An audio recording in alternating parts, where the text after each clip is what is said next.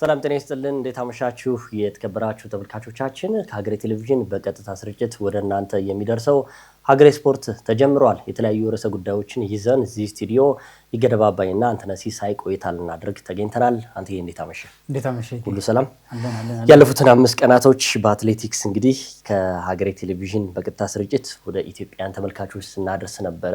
ትልቅ ድግስ ነበረ።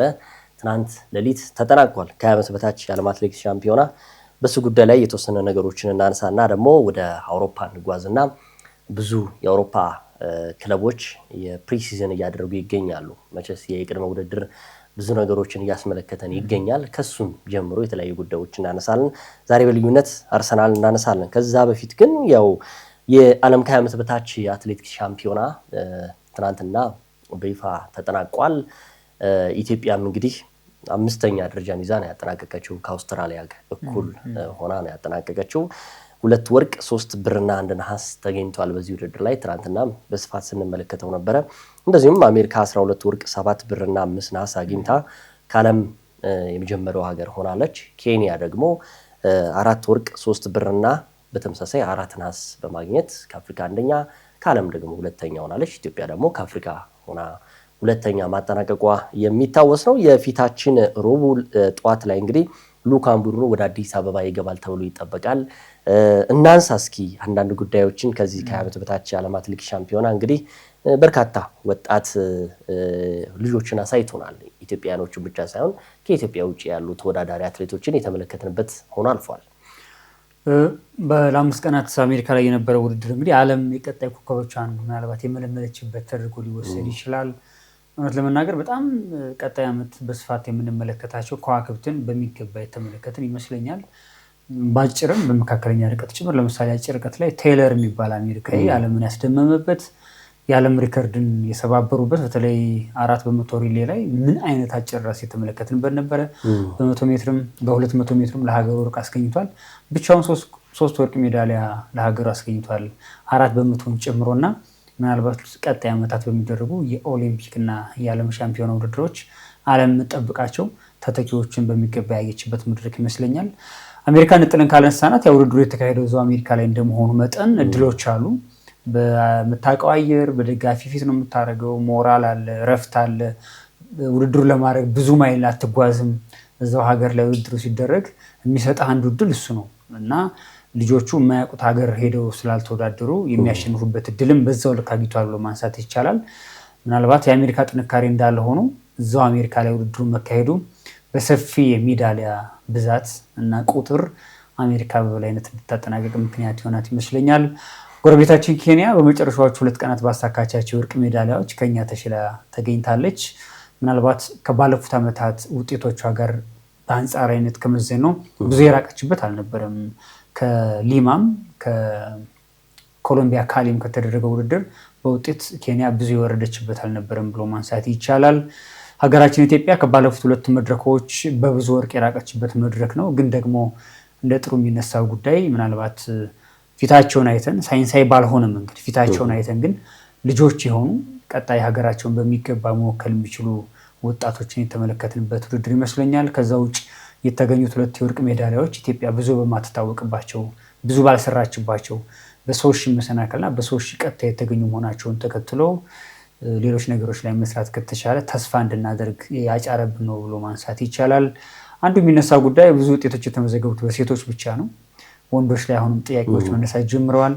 በዚህ መድረክ ብቻ ሳይሆን በትልቅ መድረኮች ጭምር ወንዶቻችን ውጤት ላይ በጣም መንሸራታቶችን እየተመለከትን ነው። ይህ ደግሞ አሰልጣኞች፣ ፌዴሬሽኑ፣ ሌሎች ሰዎች እዚህ ጉዳይ ላይ በስፋት እንዲሰሩ ምናልባት ሌላ የቤት ስራ የሚሰጥ ይመስለኛል።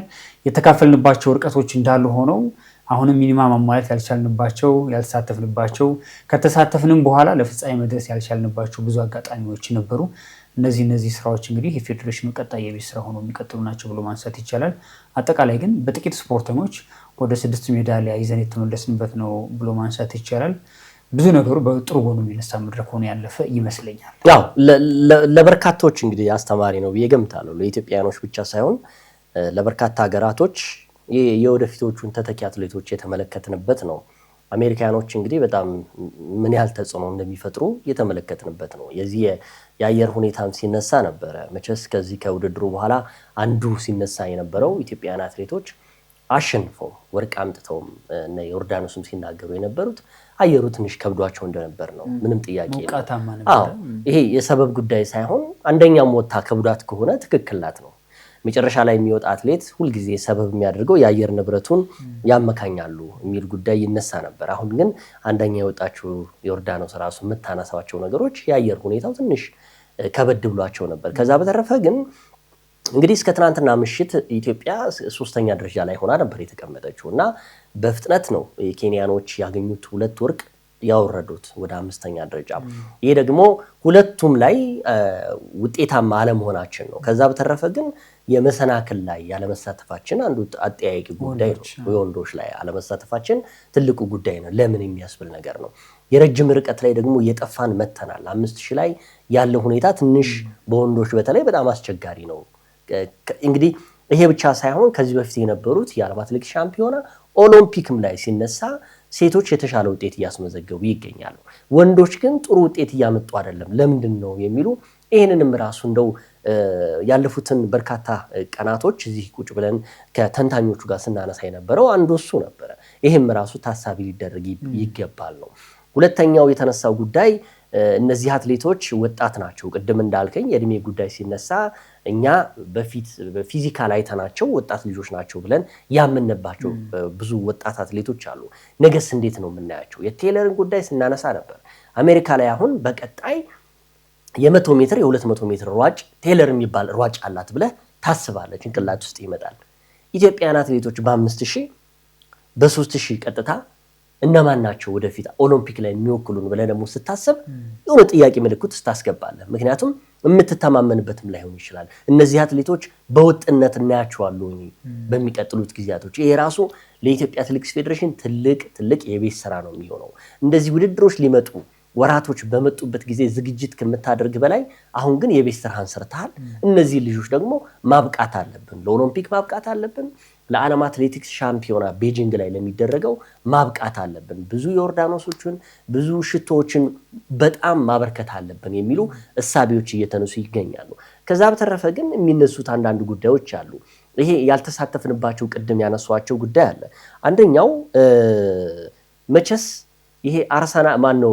አርሰናል የዚህ የአትሌቲክሱ ጉዳይ ሲነሳ ኢትዮጵያን አትሌቶች የረጅም ርቀትን ቅድም ሳነሳው ነበር። የአጭር ርቀት ጉዳይ ሲነሳ የ800 ሜትር የ400 ሜትር ጉዳዮች ይነሳሉ። ተፎካካሪ ባይሆንም ለተሳታፊነት የሚሉ አትሌቶች ተብለው የተወሰኑ አትሌቶች ነበሩ። እነሱን ራሱ አለመጠቀማችን የጎደለን ቦታ እንዳለ ምን ያህል አይተንበታል። ያም ደግሞ የሚነሳው ምንድነው?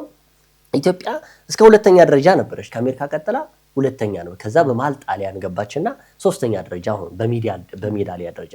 ግን ያልተሳተፍንባቸው በመኖሩ ለምሳሌ የአይጃቢያን ጉዳይ ስታነሳ ይቺ ልጅ ቢያንስ ሜዳሊያ ውስጥ ልትገባ ትችል ነበረ። እሷን በማጣታችን አንድ ያጣነው ነገር አለ፣ ሜዳሊያ። ከዛ በተረፈ ደግሞ የፌዴሬሽኑ ፕሬዚዳንት ስለሽም ሲናገር የነበረው አለ። በተለያዩ ምክንያት ደግሞ ያልሄዱ አትሌቶች ነበሩ። እነሱም ሜዳሊያ ሳጥተውናል። ምንም ችግር የለውም። ይሄ መቼስ ተሳትፈን ለመመለስም አንዱ ጥሩነቱ ተምረንበት የመጣኑ መሆኑ አንዱ ማሳያ ነበር። በአጠቃላይ ግን በጣም ውጤታማ የነበረ ነው። ይሄ የአትሌቲክስ ሻምፒዮና ለሁሉም ሀገሮች ማሳያም ነው ብዬ ገምታለሁ።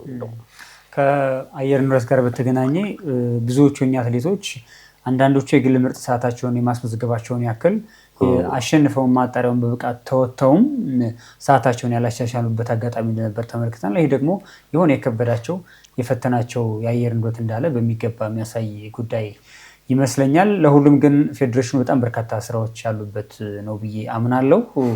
ከተሳትፎ ብዛት፣ ከጥራት፣ ከስልጠና መንገድ ጋር የተገናኙ በጣም በርካታ ጉዳዮች አሉ። የፌዴሬሽኑ ፕሬዚዳንትም እዚህ መጥቶ ያነሳቸው ጉዳዮች አሉ። በተቻለ መጠን ለቀጣይ ዓመት የሚካሄደው የዓለም ዋንጫ ወይም ደግሞ የዓለም አትሌቲክስ ሻምፒዮና እንዲህ አይነት ልጆችን ማድረስ ይገባል የሚል ሀሳቡን አንስቷል። ምናልባት አትሌቲክስ በአንድ ዓመት ውስጥ የተለየ ሚራክል ላታመጣ ትችላለህ፣ ግን ደግሞ የ2 ዓመት ጊዜ ያለው የሎስ አንጀለስ ኦሊምፒክ እዛው አሜሪካ ላይ ይካሄዳል። ለዛ መድረክ የሚደርሱ ልጆችን መስራት ያስፈልጋል የሚሉ ሀሳቦች እየተነሱ ነው የሚገኙት። ከምንም በላይ ግን እንደ ጅምር የተመለከትናቸው ነገሮች ጥሩ ናቸው ብሎ ማንሳት ይቻላል። ሮቢ ይገባል ተብሎ ነው የሚጠበቀው። ከመጡ በኋላ እንግዲህ አሰልጣኞች አትሌቶች ምን ይላሉ ምን ያነሳሉ የሚለውን ጉዳይ በስፋት የምንመለከተው ይመስለኛል።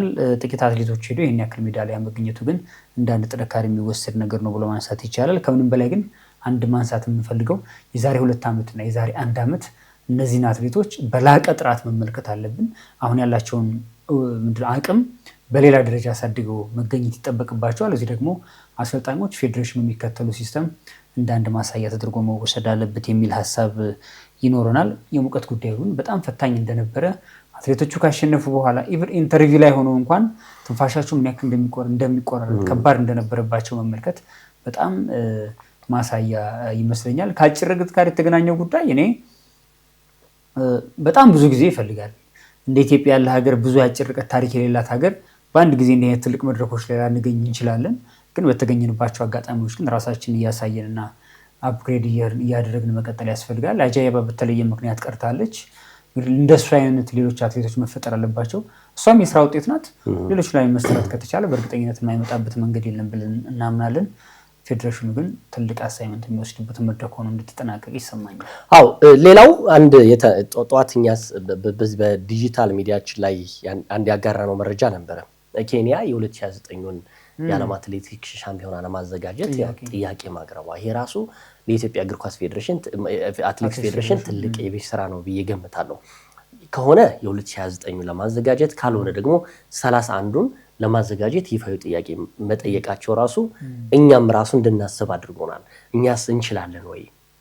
ከተወዳዳሪነት ደግሞ አወዳዳሪ መሆን በርካታ በዚህ ዓመት ላይ ውድድሮችን አድርገናል። መቼስ ይሄ የአዲስ አበባ የሌሎች የአዲስ አበባ ስታዲየም በጥሩ ሁኔታ መገንባቱ ለአትሌቲክሱ በጣም ትልቅ ግብአት ነው ብዬ ገምታለሁ። ከዛ በተረፈ ብዙ መሰረተ ልማቶች አሉ ብዬ ገምታለሁ ኢትዮጵያ ውስጥ። አሁን ለምሳሌ እንደው እግር ኳሱም አትሌቲክሱም ቢዘጋጅ ትንሽ የስፖርቱ መሰረተ ልማቶች መሟላት ውጪ ሌሎች መሰረተ ልማቶች ከሆስፒታል፣ ከሆቴል፣ ከትራንስፖርት አንጻር ከምን ስታየው ጠቅላላ መሰረተ ልማቶች ኢትዮጵያ ያው ምንም ጥያቄ የለውም የአፍሪካ አንድነት ድርጅት አዘጋጇም እንደዚሁም ደግሞ ዋና መቀመጫዋም እንደመሆኑ አንጻር ይሄ ለኛ ለኢትዮጵያኖች ቀላል ነገር ነው። ግን የስፖርቱ መሰረተ ልማቶች ተዘጋጅተዋል ወይ? ምክንያቱም ኬንያ ልቧን ነፍታ በስነ ስርዓት በቃ ይሄ የምትናገረው የያዘችው ነገር ነው ማዘጋጀት ትችላለች። አሁን ላይ የኦሪገን ምን ነግሮናል? 5 ቀን ሲካሄድ ያው አሜሪካ ናት። ግን ከዛ ውጭ ደግሞ አሁን የሚቀጥለው መስከረም ወር ይመስለኛል የሃንጋሪ ላይ ይታወቃል እንግዲህ አዘጋጇና የኢትዮጵያ አትሌቲክስ ፌዴሬሽንስ ምን እየሰራ ነው ባዘጋጅ ብሎ ምን ያንሰዋል የሚሉ ጉዳዮችም ይነሳሉ። እንደ ሀገር እኔ የሚታየኝ እኛ ጋር ያለው ነገር ትንሽ አለመመጣጠን ነገር ይታየኛል። ባሉን የሆቴሎች የጥራት ደረጃ፣ ባለን ኢንፍራስትራክቸር፣ ባለን የጸጥታ ጥሩ መሆን እንዲህ በጣም ጥራት ያላቸው ነገሮች እናነሳና ወደ ስፖርቱ ዓለም ስንሸጋገር ደግሞ አሁን ላነሳናቸው በጣም ደረጃቸው ከፍ ያሉ ጉዳዮችን የሚመጥኑ የስፖርት መሰረተ ልማት ግን በተወሰነ መልኩ የሚቀረን ይመስለኛል። እንደ ሀገር ኢትዮጵያ 28 የአፍሪካ ዋንጫን የማዘጋጀት ፍላጎት እንዳላት እናውቃለን። ይሄ ማለት ጅምሮች አሉ።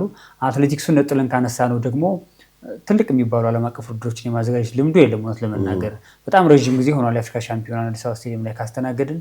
ከዛ በኋላ ባለፈው ዓመት ግራንድ ፕሪ ውድድር ነበር፣ በተሳካ ሁኔታ ተጠናቋል።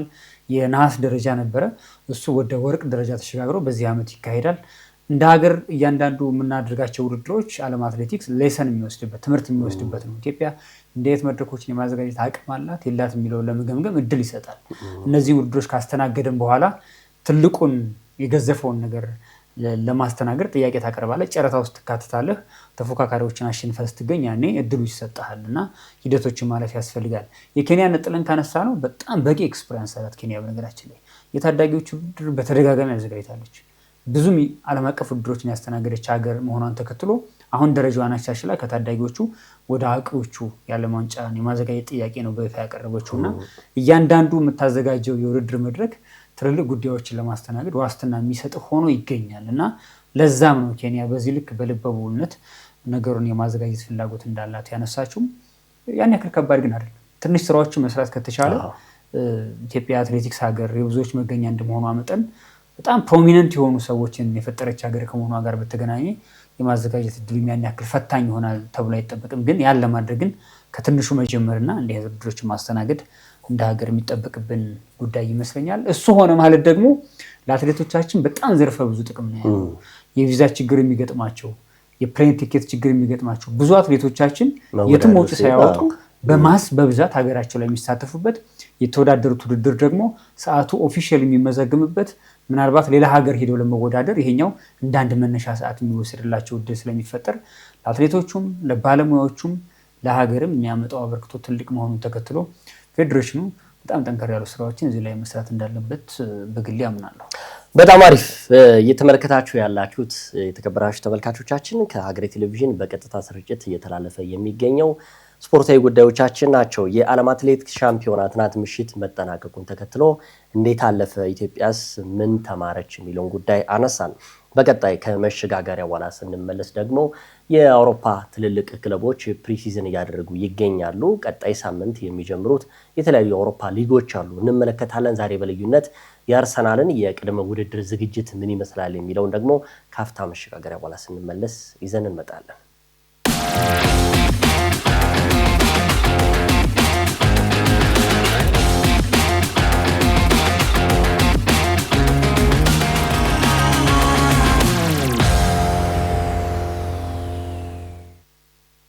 ተመለሰን። የተከበራችሁ ተመልካቾቻችን ከሀገሬ ቴሌቪዥን በቀጥታ ስርጭት እየተመለከታችሁት ያላችሁት ከሀገሬ ስፖርት ጋር ናችሁ። ቀደም ሲል እንግዲህ ከመሸጋገረው በፊት የዓለም ከ20 ዓመት በታች አትሌቲክስ ሻምፒዮናን ዳሰስን። አሁን ደግሞ እስኪ የቅድመ ዝግጅቶች እየተደረጉ የሚገኙት የአውሮፓ ትልልቅ የሚባሉ ክለቦች በየሀገሩ እየዞሩ ጨዋታ እያደረጉ ይገኛሉ እና ከነዛ መካከል የአምናው የእንግሊዝ ፕሪሚየር ሊግ ሻምፒዮናው አርሰናል 3 ያህል ጨዋታዎችን አድርጓል። የተለያዩ ሀገሮች ነበረ። ከዛ በተረፈ ትናንት ደግሞ ያው በሜዳው ኤምሬትስ ከቦሩሲያ ዶርትሙንድ ጋር ያደረገውን ጨዋታ ያው 3-2 በሆነ ውጤት ኤምሬትስ ካፕ ነበረ መሸነፉ የሚታወስ ነው። አንዱ መወያያችን የሚሆነው ደግሞ በዚህ በቅድመ ውድድር ዝግጅት ላይ እንደዚህ አይነት ቡድኖች ውጤት ማጣት ምን አይነት ምልክት ይነግረናል? ምንም ጥያቄ የለውም። አብዛኞቹ ራሳቸውን የሚለኩበት፣ ተጫዋቾቹ ከረፍት የሚመለሱበት፣ ዋና ተጫዋቾቹ ደግሞ የማይገኙበት ረፍት የሚሰጥባቸው ነው። ግን ያም ነገር ምን ይነግርሃል? ተጫዋቾችን በ2 እና በ3 ግጥሚያዎች ላይ መለየት ይቻላል የሚለውን ጉዳይ እናነሳለን።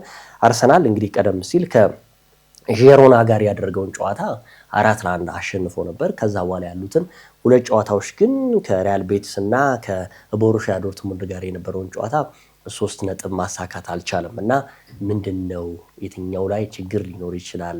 ቀደምት የነበሩ ተጫዋቾች አንድ ተጫዋች ነው እሱም ትሮሳርድን የለቀቀው። ከዛ በፊት ግን እነማን ደግሞ መምጣት አለባቸው? ከብሩኖ ጉሜሬዥም አንጻር እያነየን እንዳስሰዋለን። ስለዚህ አርሰናል ዛሬ በልዩነት እናነሳዋለን። እንግዲህ ይሄኛው የፕሪሲዝን ትንሽ ለክለቦች ፈታኝ ይመስለኛል፣ ለአርሰናል ብቻ ሳይሆን።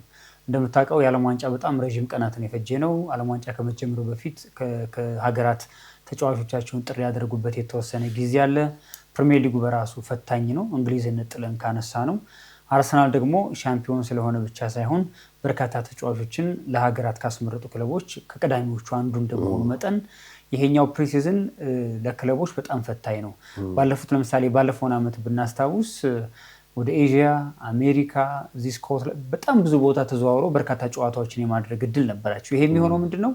የዓመቱ ውድድር የሊጎቹ ከተጠናቀቀ በኋላ ተጫዋቾች ወደ ነበረ አቋማቸው እንዲመለሱ ራሳቸውን የሚፈትኑበት መንገድ አንዱ ነው።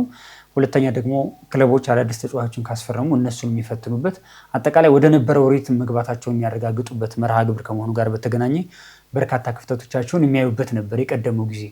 ይሄኛው ግን ተጫዋቾች ብዙዎቹ ካያቸው አርሰናል የጨዋታ ማጣት ችግር የገጠማቸው አይደለም። አመቱን ካየነው ለአርሰናል ለምሳሌ በአውሮፓ ሻምፒዮንስ ሊግ እስከ ፍጻሜ ደርሷል። በኤፍኤ ካፕ የፍጻሜ ተፋላሚ ነበረ። የፕሪሚየር ሊጉ ሻምፒዮን ነው። በሊግ ካፕ እስከ ሩብ ፍጻሜ እስከ ግማሽ ፍጻሜ አካባቢ ተጉዟል እና ያደረጋቸው የጨዋታ ብዛቶች ፕሪሲዝኑን እንዲናፍቅ የሚያደርጉት አይደሉም። በጣም አሰልቺ አድካሚ ውድድሮች የተደረጉበት ነበረ እና ይሄ ደግሞ ሆኖ እያለ ለተጫዋቾች ሌላው ፈተና ዓለም ዋንጫ መጣ። ወደ 40 ቀን የሚጠጋ በጣም ከባድ ፈተና አድርገዋል። የአርሰናል ወሳኝ የሚባሉት ተጫዋቾች ደግሞ በትንሹ እስከ ግማሽ ፍጻሜ ደርሰዋል። እስከ ፍጻሜ የደረሱ እንዳሉ ሆኖ ማለት ነው እና ስለዚህ አርሰናልን ጥለን ካነሳ ነው ተጫዋቾቹ የመጫወት እድል ያጡበት ፕሪሲዝን አልነበረም። ስለዚህ አርቴታ ለዚያም ነው ያደረጋቸው 3 ተጫዋቾች ላይ ከግማሽ በላይ የሚሆኑት ቋሚ ተጫዋቾች እዛ ቡድን ውስጥ የሉም። አንዳንዶቹ ከቢ ቡድን የመጡ አሉ። አንዳንዶቹ የአርሰናል ስኳድ አባል ሆኑ እንጂ አመቱን የመሰለፍ እድል ያገኙ አልነበሩም ከተወሰኑት ውጭ። እና በእነዚህ ምክንያቶች አርሰናል ያደረጋቸውን ጨዋታዎች መሸነፉ ለእኔ ብዙ አይገርመኝም፣ ብዙ የሚገርም አይደለም።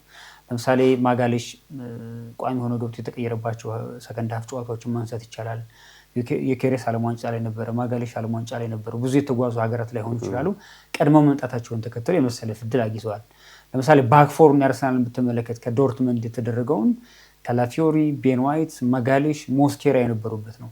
ምናልባት ባለፈው ዓመት ዋንጫውን ካሲያኩ በቋሚነት የምታነሳው ተጫዋች ማጋሌሽ ነው። ከዛ ውጭ ያሉት ተቀያሪ ወንበር ላይ የሚቀመጡ ተቀይረው የሚገቡ ተጫዋቾች ናቸው። እንደ ባለፉት ዓመታት ቤን ዋይት ቋሚ ሆኖ የምታገለግለው ተጫዋች የሚገለገልበት ተጫዋች አልነበረም እና በእነዚህ ምክንያቶች አርሰናል በሪያል ሶሲዳድን በቦሩሲያ ዶርትመንድ ቢሸነፍ የተጠቀመው የስብስብ ሁኔታ ያን ያክል ጨዋታውን እንዲያሸንፍ እድል ይሰጠዋል የሚል ግምት የለኝም። ከዛ ውጭ አርቴታም ከጨዋታው በኋላ ሀሳብ ሰጥቶ ነበረ።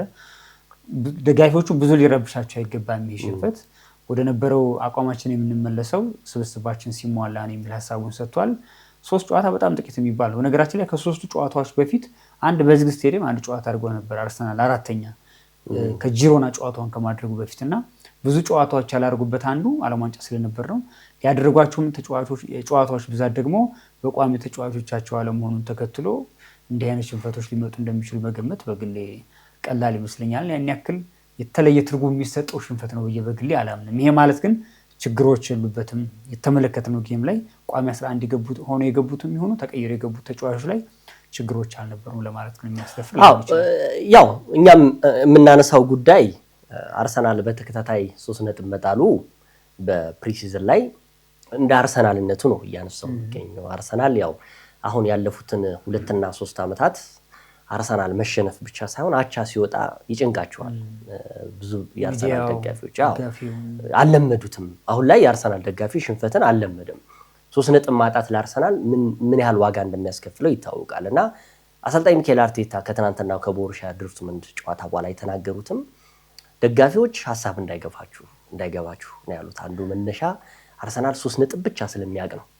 አርሰናል 1 ነጥብ አያውቅም ባለፉት ዓመታቶች ውስጥ፣ ምክንያቱም ብዙዎቹ የማሸነፍ ልምድ ስላለው ነው። እና እኛም ይህን ስናነሳ በውድድር ዓመቱ ላይ የመጀመሪያ ፕሪሲዝን ላይ እንደዚህ አይነት ነጥብ ምን እየነገረን ነው?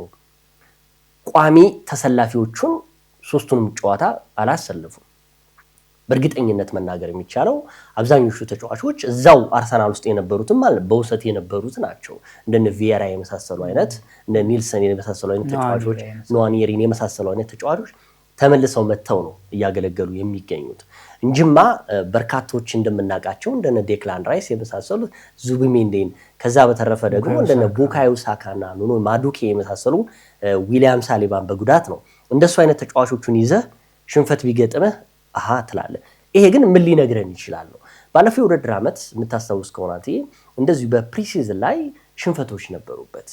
እንደውም እኔ አንዱ በጣም ደጋፊዎቹን በጣም ሲያበሳጫቸው የነበረው በፕሪሲዝን በቶተንሃም ሆትስፐር መሸነፉ በጣም አናዷቸው ነበር። ያን ጨዋታ የምናስታውሰው ነው። እና አሰልጣኝ ፍራንክ ማናቸው የቀድሞው የተሰናባቹ ቶማስ ፍራንክ እሳቸው ይዘውት የመጀመሪያዎቹን 4 እና 3 ሳምንታት እንዴ ቶተንሃም በዚህ ደረጃ መጣ እንዴ ትላለህ። ምክንያቱም ፕሪሲዝኑ ጥሩ አሳልፎ ነበረ ቶተንሃም እና ሽንፈቶችን ረስቶ ማሸነፍ ከዛ ሲቲን ሁላ ያሸነፈ የመጀመሪያ ሳምንታቶችን ከዛ በኋላ የነበረውን እናስታውሳለን። እና ይሄ ፕሪሲዝን ራስን የምታይበት ነው። ዘንድሮ ግን በልዩነት የሚነሳው ምንድነው? የአርሰናል ተጫዋቾች አብዛኞቹ በዓለም ዋንጫ ላይ ተሳታፊዎች ነበሩ። እስከ ፍጻሜ የደረሱ አሉ፣ እስከ ግማሽ ፍጻሜ ድረስ የደረሱ በርካታ ተጫዋቾች ነበሩ። እና ይሄን ለማንሳት ደግሞ ምንድነው የምታነሳው?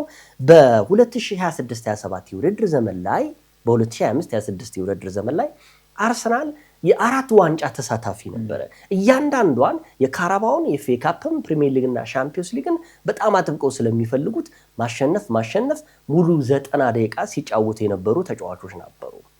ስለዚህ በርካቶቹን ስታነሳቸው ዴክላን ራይስን ስታነሳ በአውሮፓ ሻምፒዮንስ ሊግ እስከ ፍጻሜ ተጫውተዋል። የእንግሊዝ ፕሪሚየር ሊግን በርካታውን ጨዋታ ተጫውተዋል። እንደዚሁም ደግሞ በዓለም ዋንጫ እስከ ግማሽ ፍጻሜ ተጫውተዋል። ይህን ተጫዋች አምጥተህ አሁን ልትጠቀምበት አትችልም። ስለዚህ ይሄ መለኪያ አይሆንም። አሁን ጉድለቶቹን አሰልጣኝ ሚኬል አርቴታ እያዩ ነው ወይ? ለምሳሌ በግራ በኩል ዞሊስን አስፈርሟል።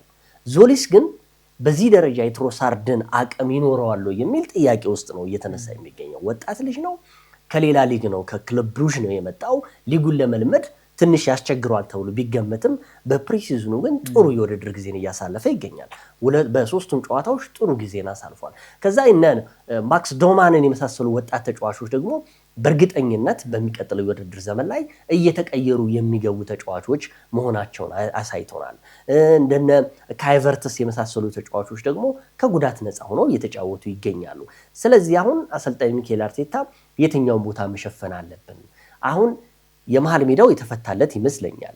መቼስ ዓለማችን ላይ አሁን እንደ አርሰናል ትልቅ ቡድን አለ ብዬ አልገምትም። የመሃል ሜዳው በጣም አስፈሪው ይሄ አሁን ላይ እውነት ለመናገር አርሰናል ላይ ስትመለከተው ዓለማችን ላይ አሁን ስታነሳ በጣም አስፈሪው አጥቂ ስትባል የሆነ ክለብ ታነሳለህ። በጣም አስፈሪው ደግሞ የመሃል ሜዳ አማካዩ ስትል አርሰናልን ታነሳለህ።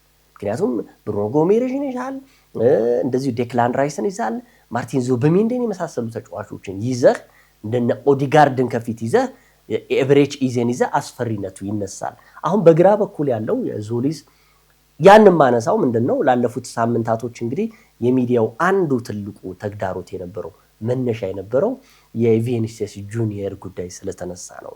ቪኒሲየስ ጁኒየር ከሪያል ማድሪድ ወደ አርሰናል ይሄዳል ብሎ ከተነሳ በኋላ አርሰናል በዛ ልክ የሚፈለግ ክለብ መሆኑን ታረጋግጣለህ። የቪኒሲየስ ጁኒየር አለመሳካት አሁን ላይ በአርሰናል አለመሄድ እኔ አሁን በዛ ልክ ነው የምገምተው። ምክንያቱም መጪው የዞሊስን ብቻ ሳይሆን ሌሎችንም ከዛ በላይ የሚገመቱ ተጫዋቾችን ነው ማየት የምፈልገው። የባርኮላ ጉዳይ አሁን እየተነሳ ይገኛል በዛ ቦታ። ከዛ በተረፈ ግን ይሄ ሬድሜድ የሆኑ ተጫዋቾች፣ በጣም ፈጣን ተጫዋቾች፣ ሊጉን በደንብ ሊለምዱ የሚችሉ ተጫዋቾች በዛ በኩል አርሰናል ያስፈልገዋል። ስለዚህ ይሄ ፕሪሲዝን እንደዚህ አይነት ነገሮችን እንድታይ ያደርጋል። አሰልጣኝ ሚኬል አርቴታም የተከላካዩ ጉዳይ አንዱ ነው። ዊሊያም ሳሊባ የሚቀጥሉትን 3 እና 4 ወራቶች ላይኖር ይችላል እየተባለ ይገኛል እና አሁንም በቀኝ በኩል በተለይ የገብርኤል ማጋለሽ አጣማሪ መሆን የሚችል አንድ ተጫዋች ያስፈልገዋል። አመቱ ሙሉ መቼስ በሞስኬራ ዘልቃለሁ ማለት ትንሽ ሊከብድ ይችላል። ወጣት ነው፣ ሊጉን በደንብ እየለመደው ይመጣል። ከዛ በተረፈ ያሉት ግን ጥሩ ነው ብዬ ገምታለሁ። እኔ በዚህ በቅድመ ውድድር ጨዋታዎች ላይ አንድ የታዘብኩት ነገር አርሰናል በኩል የተከላካዩን ስላነሳው ብዬ ነው። በእርግጠኝነት አርቴታ የዊሊያም ሳሊባ ጉዳት ገጠመው እንጂ ጉዳት ባይገጥመውም እዛ ቦታ ላይ አንድ ተጨማሪ ሌላ አማራጭ ተከላካይ ይፈልግ እንደነበር መገመት ቀላል ይመስለኛል እና እኔ ብዙ ነገሮችን አርቴታ ለተመለከተ ሰው ከፔፕ ጋርዲዮላ የወሰዳቸው በጣም በርካታ ጉዳዮች እንዳሉ ይሰሙኛል። በተለይ ጥራት ያላቸው ተጫዋቾች ላይ ሌላ ጥራት ያለው ተጫዋች መጨመር ለማፎካከር እና የቡድኑን ጥልቀት ብቻ ሳይሆን ጥራት መጨመር ላይ ትኩረት ያደረገ አሰልጣኝ ይመስለኛል። አሁን ላይ አርሰናል እንዳለ ስኳዱን ከተመለከትከው እውነት ለመናገር እኔ ቡድኑ ጉማሬሽ ራሱ ባይፈርም አሁን ያለ አርሰናል የመሃል ክፍል ሌላ አማራጭ፣ ሌላ ጥራት የመፈለግ ጉዳይ፣ ሌላ ደረጃ የማሻሻል ጉዳይ እንጂ አሁን ባለው ሁኔታ በፕሪሚየር ሊጉ የሚያፎካክረው የአማካይ ክፍል እንዳለ ይሰማኛል ከነ ድክመቶቹ። ግን ምንድነው የዊሊያም ሳሊባ ጉዳት አስገዳጅ የሆነ ውስጥ ሊያስገባው እንደሚችል መገመት ቀላል ነው። ባለፈው ዓመት ከተመለከትን ምንም ጥያቄ የለውም ማጋለሽ ምርጥ የነበረበትን ጊዜ ያሳልፏል። ግን ደግሞ እይታ ውስጥ አይግባ እንጂ የዊሊያም ሳሊባ ሚና በጣም ፕሮፊሊክ የሆነ ልዩ የሆነ ሚና ነበረው። ዊሊያም ሳሊባ ማለት ማጋለሽን ስታነሳ ይሄ ከተጫዋች ጋር የሚጋፈጠው እልህኝነቱ፣ የአየር ላይ ኳሶቹ፣ ግብ ያስቆጥርላል፣ እንዲህ አይነት ነገሮች።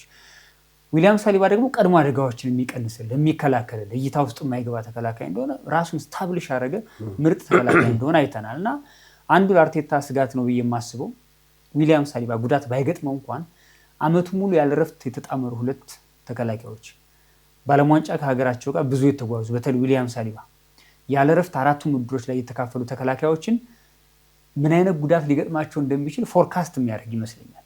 ተደጋጋሚ ጨዋታ ባረህ ቁጥር እዚህኛው ዓመት ላይ ሌላ ጫና ሊያመጣብህ ይችላል። ስለዚህ ለዛ ባካፕ የሚሆን ተከላካይ ይፈልግ እንደነበር ሚኬል አርቴታ በተለያዩ መግለጫዎቹና ከአርሰናል ጋር ስማቸው የሚያያዙ ተጫዋቾችን ማንሳት በጣም ቀላል ይመስለኛል እና ይሄ ቦታ በእርግጥም ሰው እንደሚፈልግ ማሳያ ነው። ከዛ ውጭ በሞስኬራ ከማጋለሽ ጋር ሞስኬራን አጣምሮ አመቱን ይዘልቃል ተብሎ እንደማይገመት አሁን በፕሪሲዝን ጨዋታ ብቻ ሳይሆን ባለፈው ዓመት በአንዳንድ አጋጣሚዎች የተመለከትናቸው ነገሮች አሉ።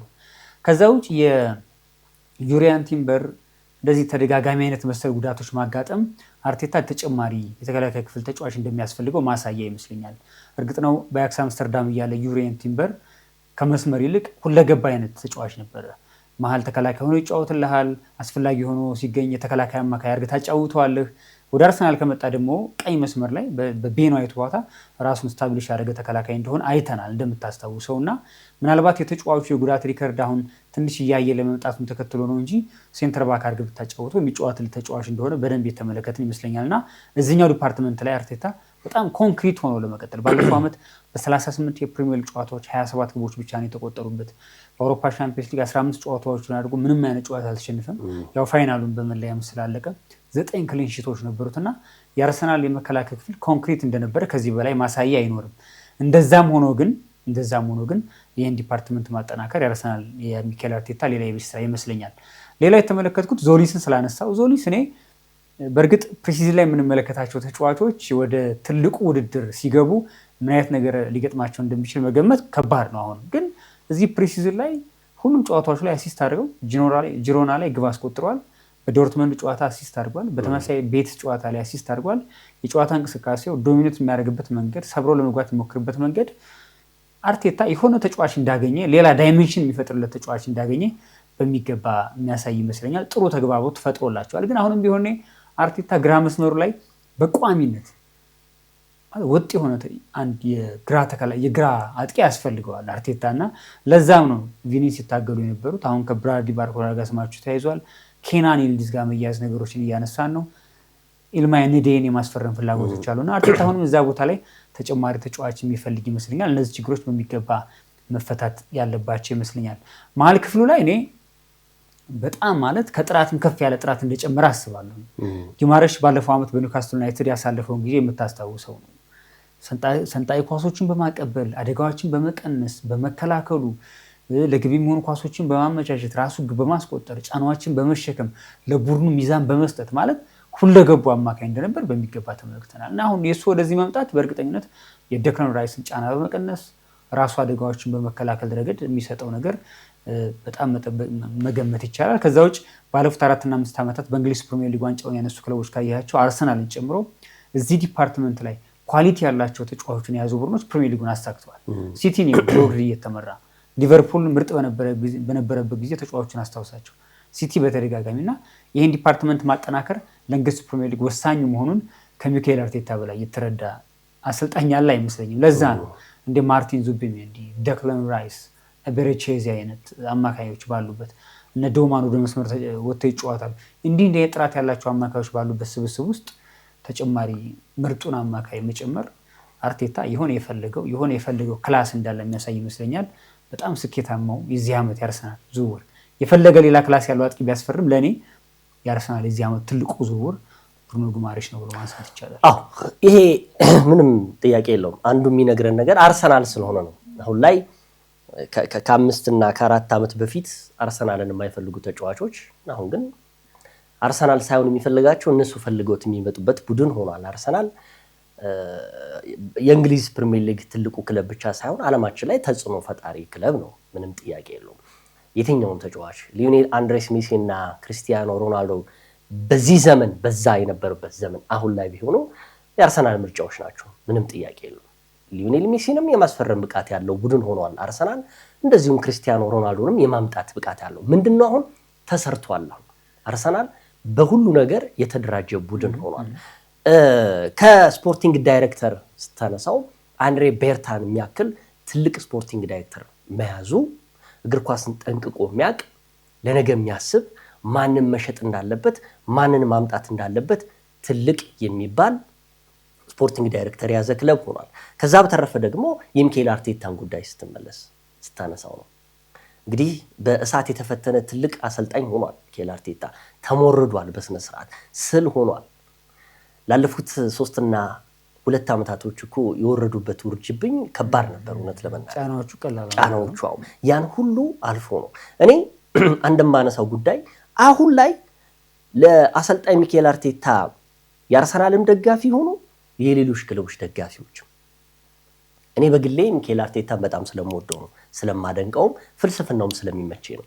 እንኳን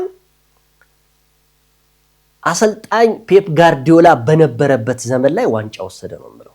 በነገራችን ላይ 2026 2027 ላይ አርሰናል ዋንጫ ወስዶ ቢሆን አሰልጣኝ ፔፕ ጋርዲዮላ በሌሉበት ዘመን አርሰናል ዋንጫ ወሰደ ቢል ይደብር ነበር። እኔ ለምን እንደሆነ ታውቃለህ?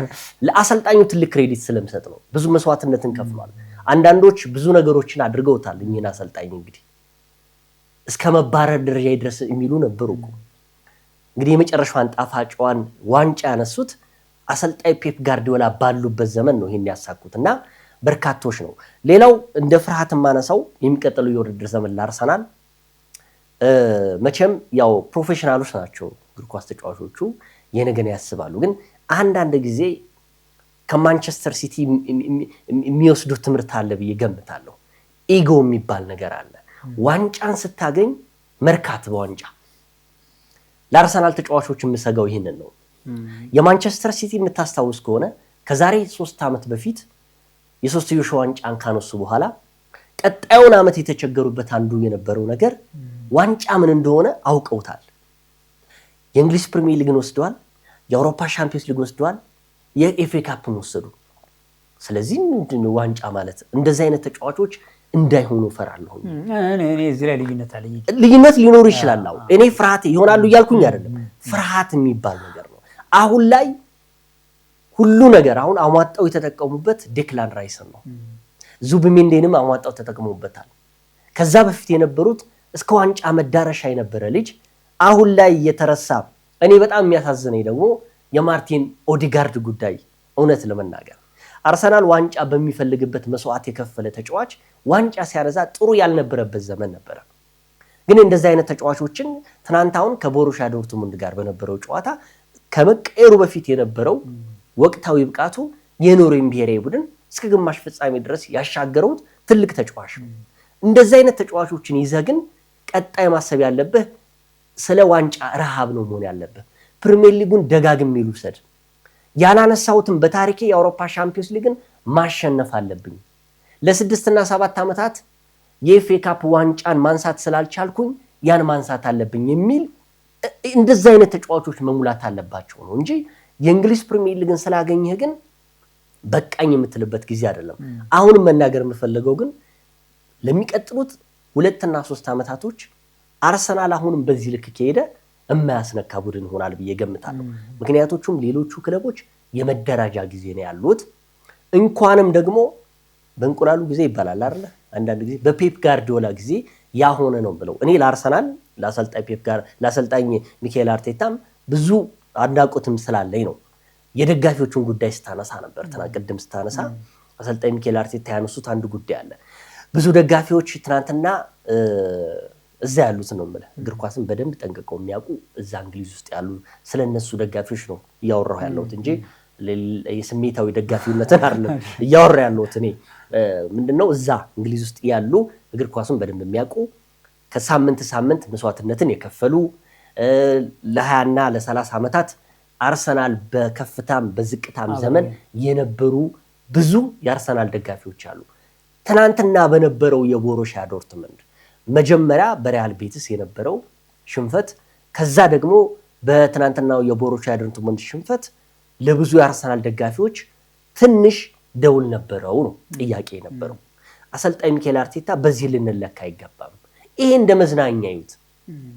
ማክስ ዶማን የሚባል ተጫዋች ወቅታዊ ብቃቱ ምን ይመስላል መለኪያ፣ ዞሊስ የሚባል ተጫዋች ካይቨርትስ የሚባል ተጫዋች መለኪያ ነው። ስለዚህ አትፍሩ ያሉበት አጋጣሚ አለና ይሄ ቅድም ያነሳነው ርዕስም ይሄ ፕሪሲዝን የአርሰናልን የውጣና ውረድ የከፍታና ዝቅታ የሚለካው ብዬ አልገምትም። እና ብዙ የአርሰናል ደጋፊዎች ግን በዚህ ደረጃ ትንሽ በሁለትና በሶስት ምክንያቶች አርሰናል ለዋንጫ የመፈለግ የረሃብ ችግር ይገጥመዋል ብዬ አላስብም።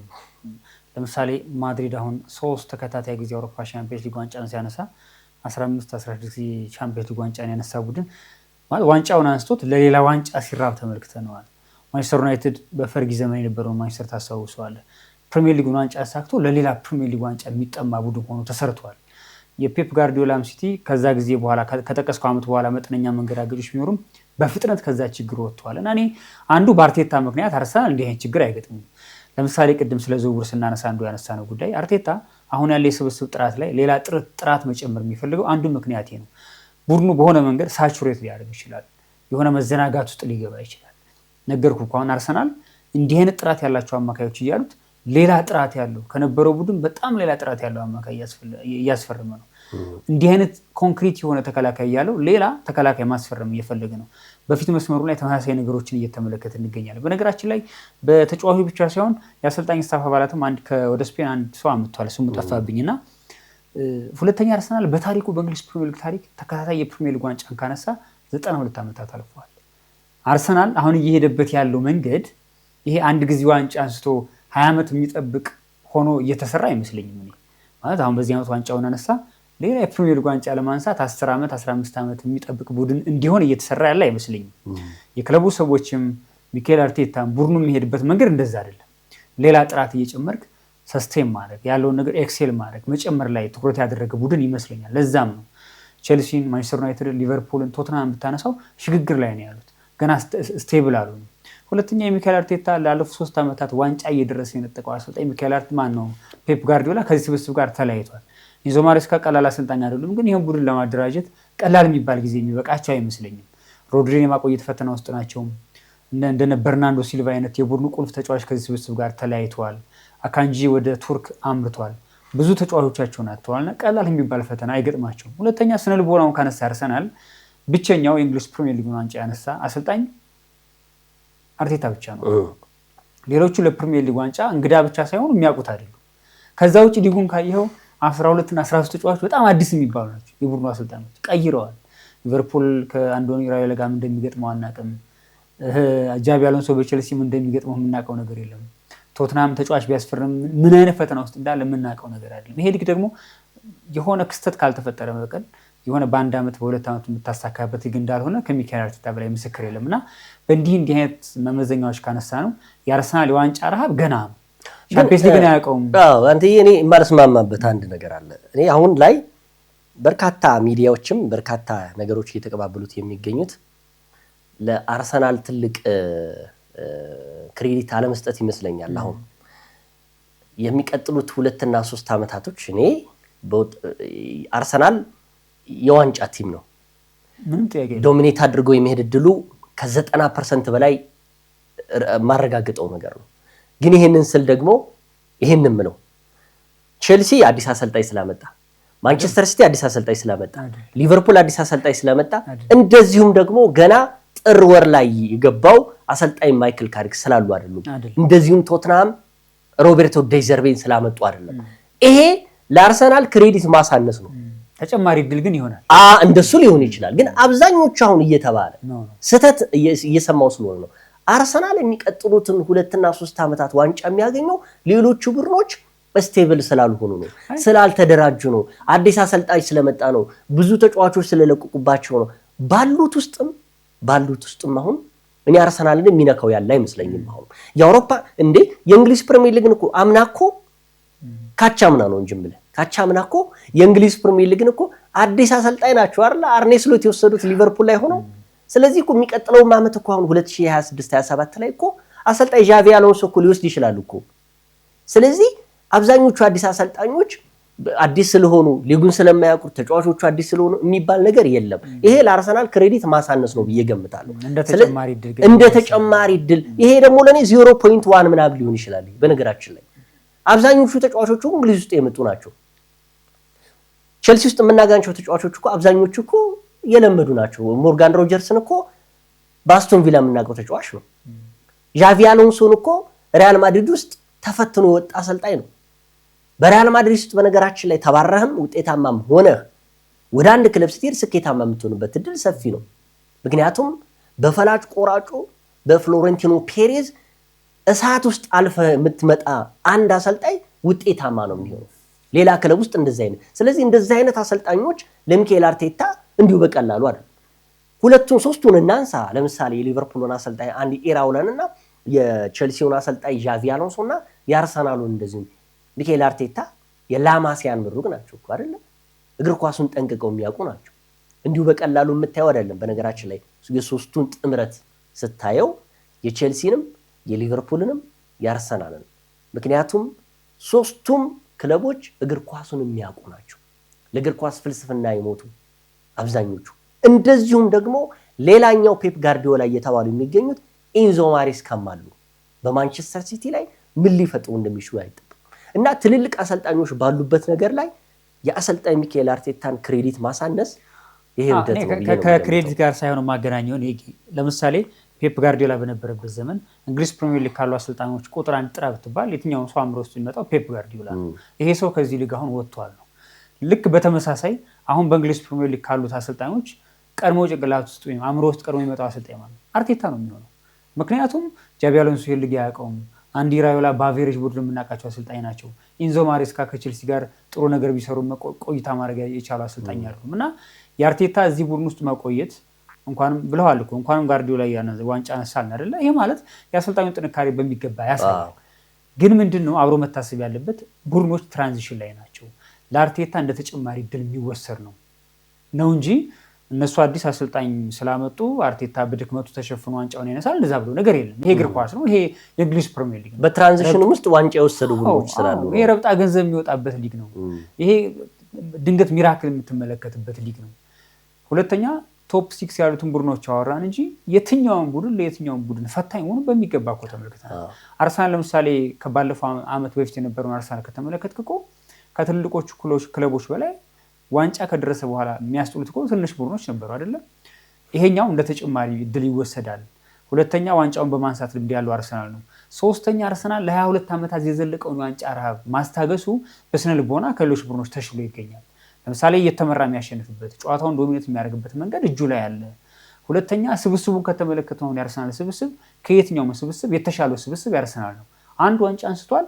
ሁለተኛ በጥራት ከመዘንከው ከየትኛውም ቡድን የተሻለው አርሰናል ብሎ ማንሳት። ይሄ ደግሞ በሁሉም ዲፓርትመንት አይደለም ሌላ ክላስ ያለው ተጫዋች ጨምረህበት የባለፈው ዓመት አርሰናል በየትኛውም መመዘኛ ምናልባት ጥያቄ የሚነሳበት የማርቲኔሊ ቦታ ካልሆነ ሌላው ዲፓርትመንት ላይ በጥራት የምታነሳቸው ተጫዋቾች ናቸው። ተከላካዩ ነው፣ አማካዩ ነው፣ መስመሩን ከነቀያሪዎቹ በጣም ጥራት ያለው ስብስብ የያዘ ቡድንና እነዚህ መመዘኛዎች ደምረን ከሰራናቸው አርቴታ ፕሪሚየር ሊጉን ከረጅም ዓመታት በኋላ በተከታታይ የሚያነሳበት እድል አለ። ምናልባት የማያውቁትን የአውሮፓ ቻምፒዮንስ ሊግ ዋንጫ የሚያሳኩበት ጭምር እድል እንዳለ ማሳያ ነው ብሎ ለማንሳት ይቻላል እንጂ ሌሎች ቡድኖች ችግር ላይ መሆናቸው አዲስ አሰልጣኝ መሆናቸው ብቻውን አርሰናል ዋንጫ ይሰጣል ብሎ ማሰብ በጣም የዋህነት ነው የሚሆነው።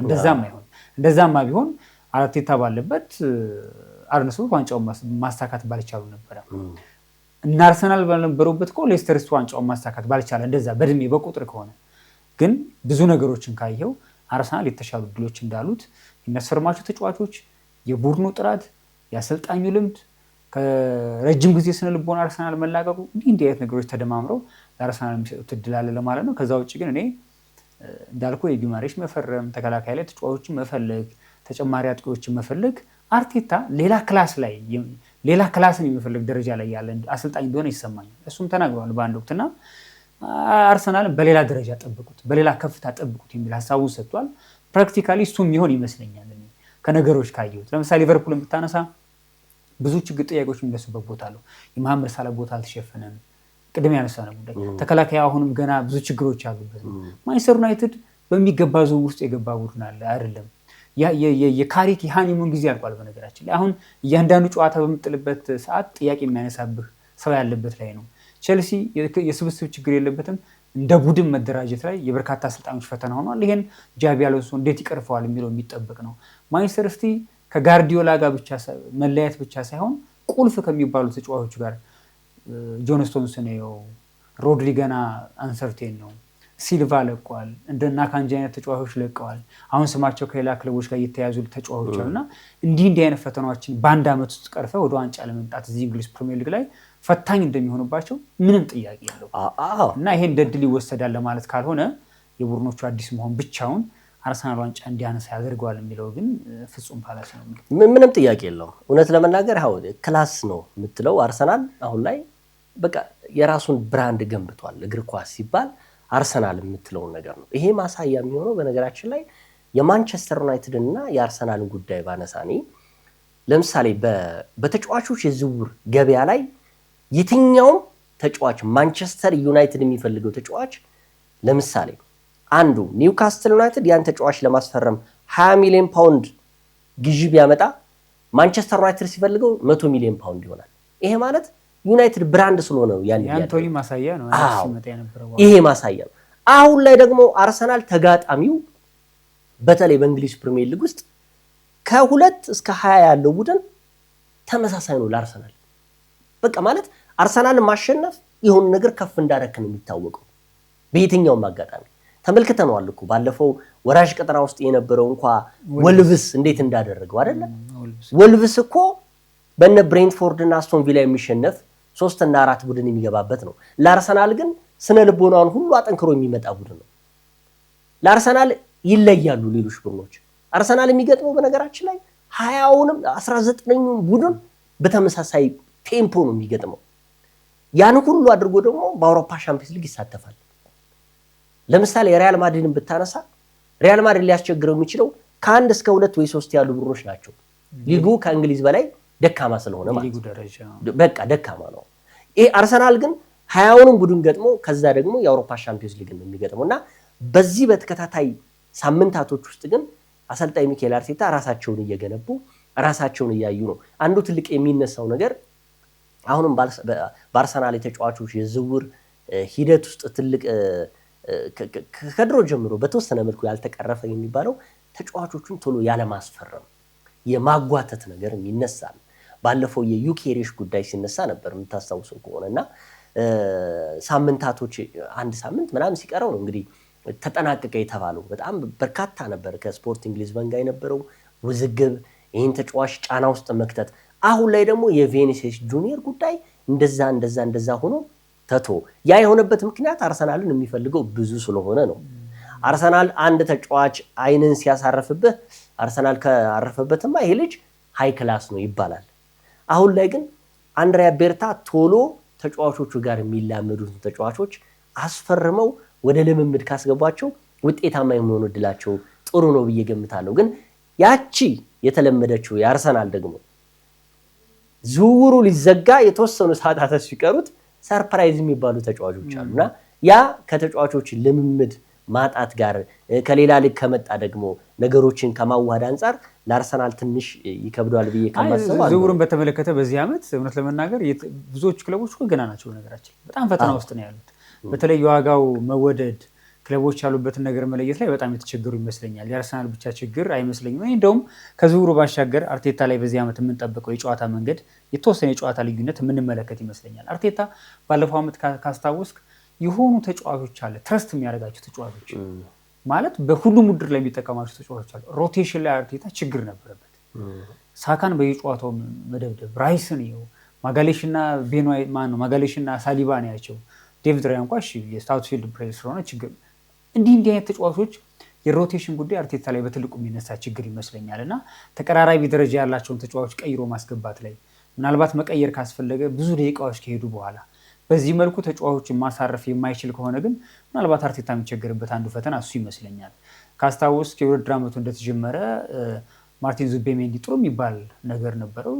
ወደ መጨረሻዎቹ እንኳን ከድካም ጋር በተገናኘ ብዙ ጨዋታዎችን ስላደረገ በብዙ ተፈትነዋል ማርቲን ዙቤሜንዲ እና አሁን የምናያቸው ፊርማዎች ግን በእርግጠኝነት የቡድኑን ሚዛን ማመጣጠን ስለሆነ እንደ ባለፈው ዓመት በተለይ እንደ ባለፈው አንዱ ዓመት አርቴታ የሆኑ ተጫዋቾች ላይ ብቻ ስታክ አድርጎ ዓመቱን ይጨርሳል የሚል ነገር አይኖረኝም። ምክንያቱም ድካሞች ዋጋ ያስከፍለዋል። ድካሞች ለጉዳት ያጋልጠዋል። ጉዳት አስተናገድክ ማለት ደግሞ ቀጣዩን ጨዋታ ፈተና ይገጥመሃል። እሱ ብቻ ሳይሆን በእንግሊዝ ፕሪሚየር ሊግ ብቻ ስለማትወዳደር አውሮፓ ሻምፒዮንስ ሊግ፣ ኤፍኤ ካፕ፣ ሊግ ካፕ ጨዋታዎች ስላሉ ለሱም የሆኑ ተጫዋቾቹን አርቴታ መስራት እንዳለበት ይሰማኛል። ካልሆነ ግን 11 ተጫዋች ሁሌ ተመሳሳይ ፊት ሁሉም ውድድሮች ላይ የምትመለከት ከሆነ የሆነ ሰዓት ዓለም ዋንጫውም ተደምሮ የጨዋታ መደራረቦች፣ ድካሞች ሳቹሬት ማድረግ ተደምሮ ምናልባት ሚኬል አርቴታን ዋጋ ሊያስከፍል የሚችል ይመስለኛል። ከባለፈው ዓመት የጨዋታ መንገድ ግን የተወሰነ ለቀቅ ያለ ቀየር ያለ የጨዋታ መንገድ የምንመለከት ይመስለኛል። ሌላ ጊዜ በሚኖረን ፕሮግራም የጨዋታ መንገዱ ምን ሊመስል ይችላል የሚለውን ጉዳይ በእርግጠኝነት አንድ ቀን የምናነሳ ይመስለኛል እና የሚቀየረውን አርሰናል በዚህ ዓመት የምንመለከት ይመስለኛል። ይሄ የተጫዋቾች መቀየር ላይ አንተ ግዴታቸውም ነው። ይሄ ወደውም ሳይሆን አሰልጣኙ በግዴታ የሚቀያየራሉ ብዬ ገምታለሁ። ምክንያቱም በርካታ የአርሰናል ተጫዋቾች አሁን ላይ ድካም ላይ ነው ያሉት። በተለይ ይቺ ከ23 ዓመት ከ22 ዓመት በኋላ ይቺን ዋንጫ ለማግኘት ያላደረጉት መስዋዕትነት አልነበረ። የአእምሮም ድካም ነበር። እሱ ነው ጫናዎች ሁሉ ነበረ። አርሰናል እኮ ባለፈው ዓመት የእንግሊዝ ፕሪሚየር ሊግ ላይ እኮ እንኳን የምታስታውስ ከሆነ በተለይ እንግዲህ ህዳርና ጥቅምት እንደዚህ ታህሳስ ወር ላይ እኮ ጎሎች የማይቆጠርበት ከዛስ የማይሞከርበት የነበረ ቡድን ነበረ። ጫናው በጣም በርካታ ነበር በተጫዋቾቹ ላይ፣ በተለይ ተከላካዮቹ ላይ በጣም ጫናው በርካታ ነበረ። ዴክላን ራይስን ሙጥጥ አድርገውታል አሰልጣኙ። እንደዚሁም ደግሞ ሊጉን ያለመደው ማርቲን ዙቢሜንዲ ደግሞ ከስፔን መጥቶ እያንዳንዱን ጨዋታ ማድረጉ ትልቅ መስዋዕትነት ከፍሏል እነዚህ ተጫዋቾች። በቀጣይ ግን እነዚህን ተጫዋቾች ባይምሮም እንደዚሁም አካላዊ የሆነ ጉዳትም እንዳይደርስባቸው ማሳረፍ ነው። አሁን አሰልጣኝ ሚኬል አርቴታ ወደዱም ጠሎም እነዚህን ተጫዋቾች መቼም አሟጦ አይጠቀሙም። ይህን ተጫዋች ዴክላን ራይስን እንዳያጡት ነው ፍርሃት የነበረው። ያን እንዳያደርጉ ደግሞ ብሩኖ ጎሜሬዥን አምጥተዋል። አሁን ላይ ደግሞ የማርቲን ዙቢሜንዲና የዴክላን ራይስ አጣማሪ ሆኖ ብሩኖ ጎሜሬዥ መሆኑ እፎይታን ፈጥሯል። የምታስታውስ ከሆነ እኮ ከዋንጫው በፊት ያሉት ዓመታቶች እኮ ቡካዮ ሳካ ከአለ እረፍት ነበር ሲጫወት የነበረው።